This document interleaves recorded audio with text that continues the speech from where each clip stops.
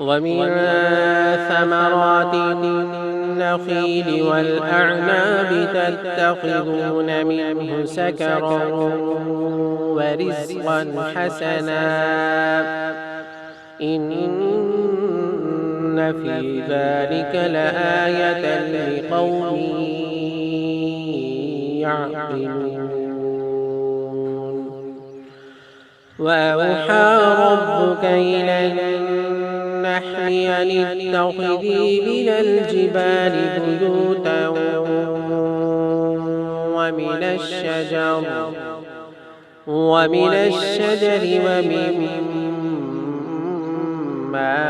يعرشون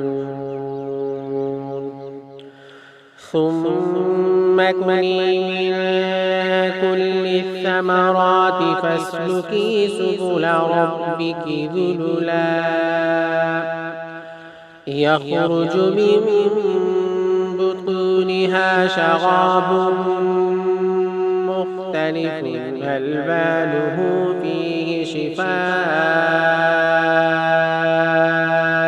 للناس إن في ذلك لآية لقوم يتفكرون والله خلقكم ثم يتوفاكم ومنكم من يرد إلى أرذل العمر لكي لا يعلم بعد علم شيئا إن الله عليم قدير والله فضل بعضكم على بعض في الرزق فما الذين فضلوا بغاد رزقهم على ما ملكت أيمانهم فهم فيه سواء أفبنعمة الله يجحدون والله جعل لكم من أنفسكم أزواجا وجعل لكم من أزواجكم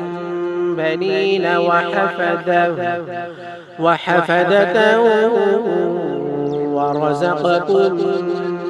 من الطيبات أفبالباطل يؤمنون وبنعمة الله هم يكفرون ويعبدون من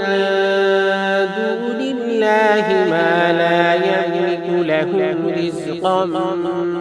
من السماوات والأرض شيئا